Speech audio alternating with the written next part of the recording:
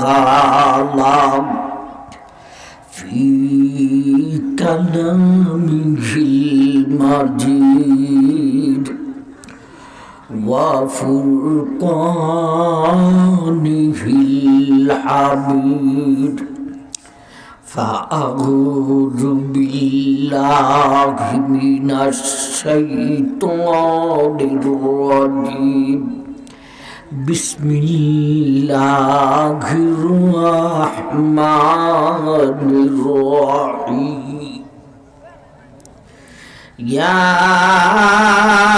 أيها الذين آمنوا اتقوا الله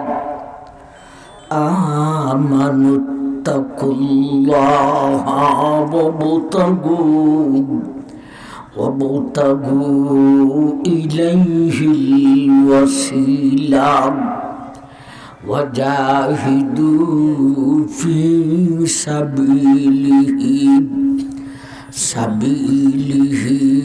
لعلكم تفلحون صدق الله مولانا العظيم وصدق رسوله النبي الكريم بارك الله لنا ولكم بالآيات والذكر الحكيم وقال النبي عليه الصلاة والسلام الجهاد ماض إلى يوم القيامة أو كما قال عليه الصلاة والسلام صلى الله على سيدنا ومولانا محمد وعلى آله وأصحابه وسلم صلى الله على سيدنا ومولانا محمد وعلى آله وأصحابه وسلم تسليما كثيرا أما بعد শ্রদ্ধেয় জনাব সভাপতি সাহেব দিগর উলামায়ে কেরাম মুরব্বিয়ান গাজওয়াম পর্দানিশিন মা ও বোন উপস্থিত দিন দরদি ভাই আপনাদের জকিগঞ্জ বীরশ্রী আখা কল্যাণ জামিয়া মুহাম্মদিয়া মদিনাতুল উলুম মাদ্রাসার 16তম বার্ষিক ইসলামী মহাসম্মেলন উলামায়ে কেরাম আলোচনা করেছেন। আরো কিছু আলোচনা শ্রবণের উদ্দেশ্যে আপনারা নীরবে নিস্তব্ধে বসা আছেন। আমি আমার আলোচনাটুকু রাখার জন্য 21 নম্বর পারা সূরা মায়েদার 35 নম্বর আয়াতখানা তিলাওয়াত করেছি। তারই পাশাপাশি নবীজির একখানা হাদিসও পাঠ করেছে। একে সামনে রেখে তার তাফসীরি আলোকে কিছু কথা আপনাদের সামনে উপস্থাপন করব ইনশাআল্লাহ। আলোচনায় যা জিজ্ঞাসা করব হ্যাঁ না ঠিক মিটিকের উত্তরটুকু সবাই জুড়ে সুরে দেবার চেষ্টা করবেন, পারবেন? গুরুত্বপূর্ণ কথা শুনবি, জুড়ে সুরে সুবহানাল্লাহ বলার চেষ্টা করবেন, পারবেন? আসুন ছোট্ট একখান আয়াত, আমরা আয়াতের ভিতরে ঢুকে যাই। আল্লাহ বললেন, ইয়া আইয়ুহাল্লাযীনা আমানু, হে ঈমানদার। আল্লাহ আমাদের কি ডাকতেছেন, ঠিক না? ঠিক। হে ঈমানদার। ও ভাই, আল্লাহ ঈমানদার বলে ডাক দিলেন কেন? মানুষের নাম ধরিয়া বা এলাকার নাম ধরিয়া ডাকতেন, আল্লাহ ঈমানদার বলে ডাকলেন কেন? ও ভাই, আল্লাহ যখন কোন জাতি, কোন সম্প্রদায়কে অত্যন্ত স্নেহ করে, আদর করে, সোহাগ দিয়ে, প্রীতি দিয়ে, ভালোবেসে, মায়া করে আল্লাহ যখন ডাকতে চান, তখনই ঈমানদার বলে ডাকে। আল্লাহরই ডাকটাই আদরের ডাক, মায়ার ডাক। দেখবেন আমাদের মধ্যে এইরকম আসে, বাচ্চার বাবায় বাচ্চার নাম ধইরা না ডাইকা বিভিন্ন শব্দ দিয়া ডাকে। আমার মনাটা কইরি, আমার আদরটা কইরি, আমার লক্ষ্মীটা কইরি, আমার সোনার শানটা কইরি। ওটা আপনাদের এলাকায় পড়ছেনই না পড়ছে না? যদি জিজ্ঞেস করেন, এই মেয়া বাচ্চার নাম নাই, এগুলি বইলা ডাকো কেন? হুজুর বুঝছেন না, বাচ্চার নাম আছে, তবে নাম দুইরা ডাকার চাইতেও এই সমস্ত ডাকের মধ্যে মোহব্বত, মায়া, আদর হইল বেশি। এমনি ভাবে আল্লাহ যখন কোন সম্প্রদায়কে মায়া করে, স্নেহ করে ডাকতে চান, তখনই আল্লাহ ঈমানদার বলে ডাকে। কথার সাথে সাথে প্রশ্ন, আল্লাহ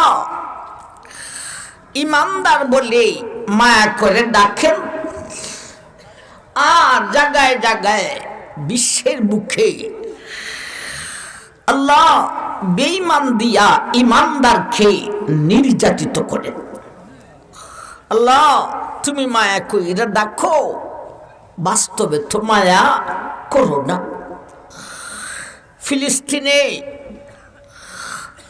ছোট ছোট শিশু বাচ্চা, এদেরকে শহীদ করতেছে। ও ভাই মিয়ানমারে, ও ভাই বিশ্বজুড়ে মুসলমান বেঈমানের হাতে নির্যাতিত। তুমি আল্লাহ ঈমানদার বলি মায়া করে ডাকো, বাস্তবে মায়া করো না, বেঈমান দিয়া আমাদেরকে নির্যাতিত করো। ও আল্লাহ, মায়া কইরা ডাকাই যদি তোমার উদ্দেশ্য ছিল বেঈমান দিয়া নির্যাতন করো কেন? বেঈমান দিয়া নির্যাতন করাই যদি তোমার উদ্দেশ্য ছিল, ঈমানদার বলে মায়া করে ডাকো কেন? ভাই ছোট্ট একটা আয়াত, ইয়া আইয়ুহাল্লাযীনা আমানু, মাঝখানে তিনটা শব্দ আছে, ইত্তাকুল্লাহ ওয়াবতাগু ইলাইহিল ওয়াসিলা ওয়া জাহিদু ফি সাবিলিহি। মধ্যখানে এই তিনটি শব্দ, আর আয়াতের লাস্টে বলেন লাআল্লাকুম তুফলিহুন। ও দুনিয়ার ঈমানদার, আমি আল্লাহ শুধু তোমাদেরকে মায়া করে ডাকি নয় রে, যেমন ভাবে মায়া করে ডাকি তেমন ভাবে বাস্তবে মায়া করি। লাআল্লাকুম তুফলিহুন, আমি আল্লাহ চাই তোমরা বেঈমানের হাতে নির্যাতিত হইও না। বেঈমানের হাতে তোমরা মার খাইও না, লাআল্লাকুম তুফলিহুন। আমি আল্লাহ চাই বেঈমানের মোকাবেলায় ও বিশ্বের মুমিন মুসলমান তোমাকে বিজয়ী করতে চাও। আয়াতের শুরুতে মায়া করে ডাকলেন, আর আয়াতের লাস্টে মায়াকে বাস্তবে দেখাইলেন। শুরুতে বলেন ইয়া আইয়ুহাল্লাযীনা আমানু, মায়া করে ডাকলেন হে ঈমানদার। আয়াতের লাস্টে বলেন লাআল্লাকুম তুফলিহুন, আমি আল্লাহ তোমাদেরকে বিশ্বের বেঈমানের মোকাবেলায় বিজয়ী করতে চাই, পরাজিত করতে চাই না, নির্যাতিত করতে চাই না। আমি আল্লাহ তোমাদেরকে বেঈমানের মোকাবেলায় বিজয়ী করতে চাই, তবে শর্ত আছে। কি আছে? শর্ত আছে। শর্ত হলো আয়াতের মধ্যখানে আল্লাহ তিনটা শব্দতে তিনটা সবক দিয়েছেন। এই সবকটি যদি বিশ্বের মুসলমানের কাছে এই তিনটা সবক পাওয়া যায়, সারা বিশ্বের বেঈমান, যদিও এদের সংখ্যা বেশি, এদের অস্ত্র বেশি, এরপরেও এই তিনটা সবক পালন করিতে পারিলে বিশ্বের বেঈমান মুসলমানের নাম শুনলে থরথর করে কম্পমান হইবে। খলিফাতুল মুসলিমিন হযরত ওমর ফারুক রাদিয়াল্লাহু তাআলা আনহুর যুগে মুসলমানের নাম শুনলে বেঈমানরা শরীরের রুম দাঁড়িয়ে যাইত ভয়ে। তখন সময় এখন থেকে মুসলিমের সংখ্যা আরো অনেক কম ছিল, ঠিক তবে ঠিক উমর শব্দটার ভিতরে এত ভয় ছিল, বেঈমানের বাচ্চায় কাঁদলে তার কাদাকে বন্ধ করার জন্য বলতো উমর আসতেছে। বাচ্চায় উমর নামটা শুই নেই, ভয়ে ঠিক কাদা বন্ধ করে দিত। আমার ভাই, এখন মুসলমানের সংখ্যা তখন থেকে অনেক গুণে বেশি, এরপরও মুসলমানের নাম শুনলে বেঈমানে ভয় পাইবে দূরের কথা, মুসলমানে বেঈমানের নাম, আমেরিকার নামটা শুনলি ভয়ে ঠিক কম্পমান হয়ে যায়। আল্লাহ আয়াতের শুরুতে মায়া করে ডাক দিয়েছেন, আয়াতের লাস্টে মায়াকে বাস্তবে দেখাইছেন, মধ্যখানে শর্ত লাগাইছে। ঠিক না ঠিক? মধ্যখানে শর্ত দিছেন তিনটা শর্ত। ভাই শর্তগুলি আসলে মধ্যে ওই থাকে, ঠিক না ঠিক? শর্ত ফার্স্টে না লাস্টে না মধ্যে? মধ্যে। ভাই এক জায়গার কিচ্ছা শুনছিলাম, আপনি একজন বেদা, আপনার হইব একটা ছেলে, মধ্যে শর্ত হইল আপনি বেদায় বিয়া করতে হইব, ঠিক না ঠিক? আপনি একজন বেদা, আপনার হইব একটা ছেলে, মধ্যখানে শর্ত হইল আপনি বিয়া করিতে হইব। এক জায়গায় এক হুজুর ওয়াজে গেছেন, হুজুরের ওয়াজটা এলাকাবাসীর কাছে বড় মধুর লাগছে। দাদা বাকি বৎসরের বৎসর এই হুজুরকে আনে। প্রথম দিনের ওয়াজের শেষে একটা লোক দৌড়াইয়া আইসা হুজুর কয়, হুজুর আমারে একলা তাবিজ দিন, হুজুর আমার তো কোনো বাচ্চা কাচ্চা হয় না। হুজুরে বাচ্চা হইবার একটা তাবিজ দিলেন। এক বৎসর গেছে, এরপরের বৎসর ওই এলাকার মানুষ ওই হুজুর রে আবার দিছে ওয়াজ শেষে এই লোকটাই দৌড়াইয়া আসে, হুজুর বৎসর একটা গেল, তাবিজও একটা গেল, বাচ্চা তো হয় না। হুজুর বলেন আচ্ছা ঠিক আছে, আরেকটা তাবিজ দেই তোমারে। আরেকটা তাবিজ দিলেন। এরপরের বৎসর হুজুর সেখানে ওয়াজও গেলেন, অশেষে এই লোকটাই দৌড়াইয়া আইসা কয়, হুজুর তাবিজও 2টা গেল, বছরও 2টা গেল, বাচ্চা তো হয় না। হুজুরের গুসা উঠছে।